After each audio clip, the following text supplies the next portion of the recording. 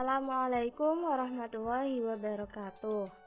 Pada pertemuan kali ini kita akan melanjutkan materi kita, yaitu kita akan membahas tentang logika matematika. Tapi sebelum kita membahas materi, pada pertemuan kali ini kita akan mereview materi pada pertemuan sebelumnya. Pada review materi kali ini ada 3 soal. Yang pertama, tentukan apakah kalimat akar 3 bukan merupakan bilangan irasional, termasuk suatu pernyataan atau kalimat terbuka. Yang kedua, tentukan himpunan penyelesaian dari kalimat terbuka berikut. Kalimatnya yaitu 6 dikurangi X sama dengan 9. Yang ketiga, ingkaran atau negasi dari pernyataan Andi siswa yang rajin adalah. Silahkan untuk review materinya ini dikerjakan, langsung dikerjakan. Yang selanjutnya yaitu kita akan membahas masih sama dengan pertemuan sebelumnya, yaitu kita akan membahas tentang istilah yang berkaitan dengan logika matematika. Lanjutan dari pertemuan sebelumnya. Yang kita akan bahas yaitu ada 2 poin. Yang pertama, pernyataan berkuantor, dan yang kedua yaitu ingkaran dari pernyataan berkuantor. Yang pertama, pernyataan berkuantor. Pernyataan berkuantor adalah pernyataan yang mengandung kuantitas atau berhubungan dengan jumlah. Kalimat berkuantor terbagi menjadi 2, yaitu kuantor universal atau umum dan kuantor eksistensial atau khusus. Jadi, pernyataan berkuantor ini dibagi menjadi 2. Yang pertama, kuantor universal atau umum dan kuantor eksistensial atau khusus.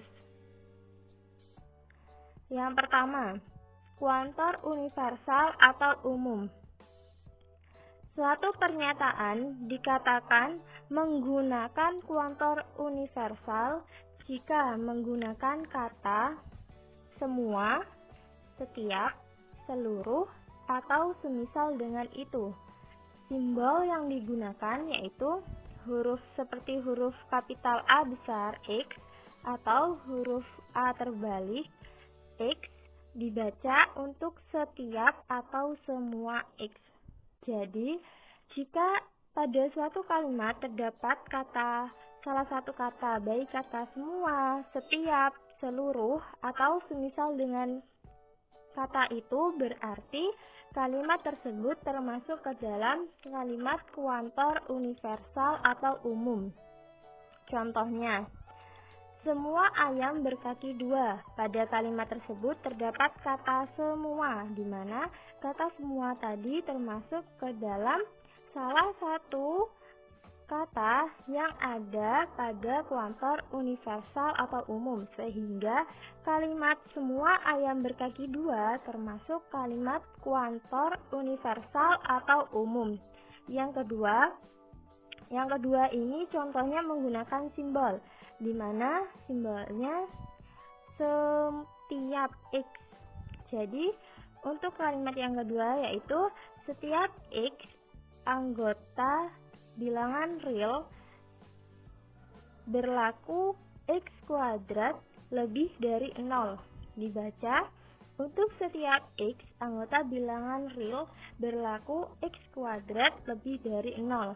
Karena pada contoh yang kedua, kalimatnya menggunakan simbol setiap X, sehingga kalimat yang kedua ini termasuk ke dalam kalimat kuantor universal atau umum. Yang kedua yaitu kuantor eksistensial atau khusus. Suatu pernyataan dikatakan menggunakan berkuantor eksistensial atau khusus jika terdapat kata yang menyatakan beberapa, terdapat sebagian, ada, atau yang semisal dengan kata itu. Kata beberapa atau ada diartikan sekurang-kurangnya terdapat satu, dan simbol yang digunakan yaitu huruf kapital EX atau huruf kapital E terbalik X dibaca terdapat X. Contohnya, yang pertama, beberapa burung tidak dapat terbang. Jadi, contoh yang pertama ini terdapat kata beberapa, karena beberapa ini merupakan kata-kata yang ada pada kuantor eksistensial atau khusus, sehingga contoh yang pertama, beberapa burung tidak dapat terbang, termasuk ke dalam kalimat kuantor eksistensial atau khusus. Yang kedua, menggunakan simbol, yaitu simbolnya ada X anggota bilangan real, di mana X kuadrat ditambah 3X dikurangi 10 lebih dari 0. Nah, pada kalimat yang kedua di sini terdapat simbol yang simbolnya itu adalah terdapat atau ada X, karena simbol pada kalimat kedua termasuk simbol yang ada pada kuantor eksistensial atau khusus, sehingga contoh pada kalimat kedua termasuk ke dalam kalimat kuantor eksistensial atau khusus.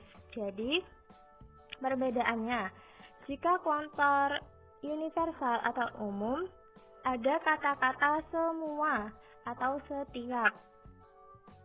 Tapi, kalau kuantor eksistensial itu tidak semua, tapi hanya beberapa, atau ada, atau terdapat, atau sebagian. Jadi dari kata-katanya saja sudah beda.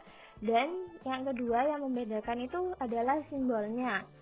Jika kuantor universal itu simbolnya ditulis huruf A kapital besar dan X kecil, atau huruf A seperti A terbalik, huruf A terbalik, dan huruf X kecil di mana dibaca semua.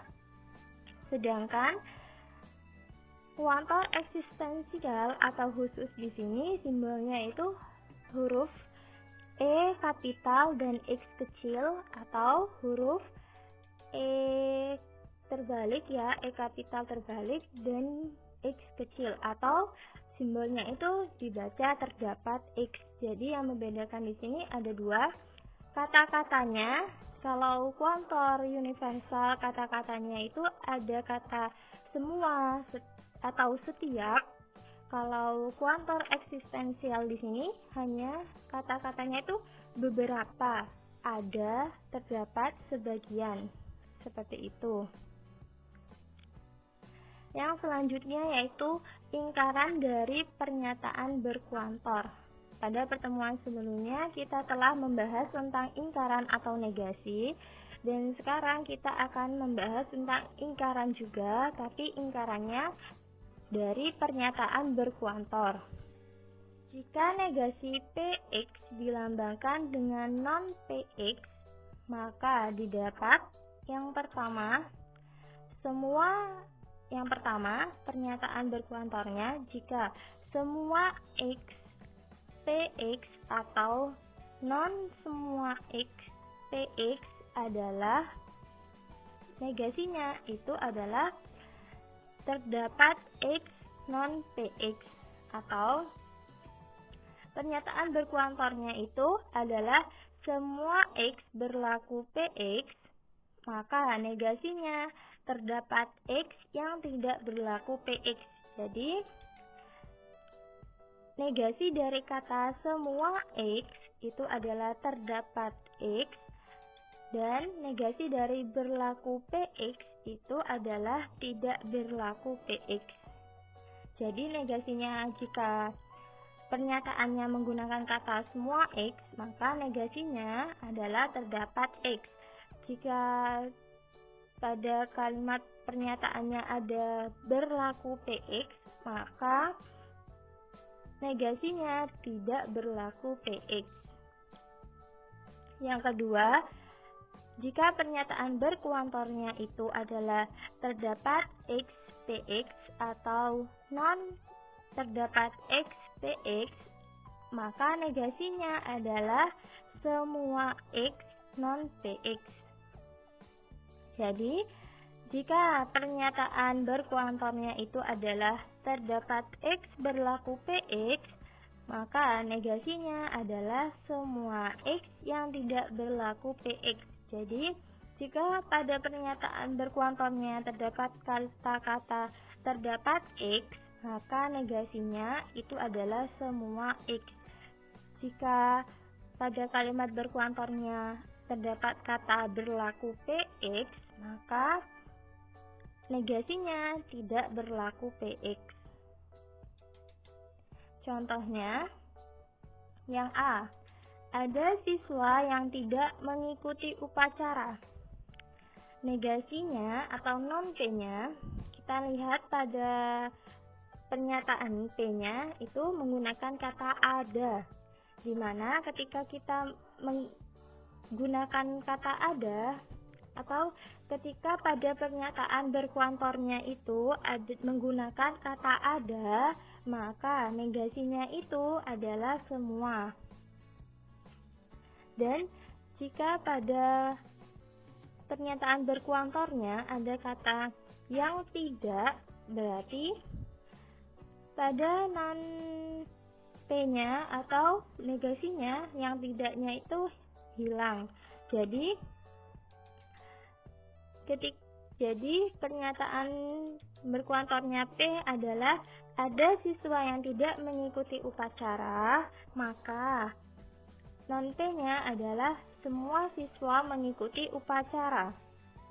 Yang B, pernyataan Q-nya yaitu semua rumah memiliki jendela.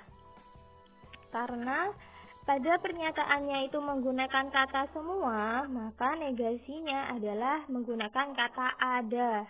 Dan karena pada pernyataan berkuantornya Q tidak memiliki kata-kata yang tidak, berarti pada negasi non-Q-nya ditambahi dengan kata-kata yang tidak.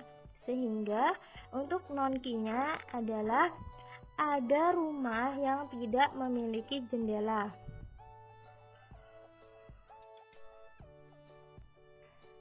Sekian penjelasan materi pada pertemuan kali ini. Mohon maaf jika ada kesalahan. Wassalamualaikum warahmatullahi wabarakatuh.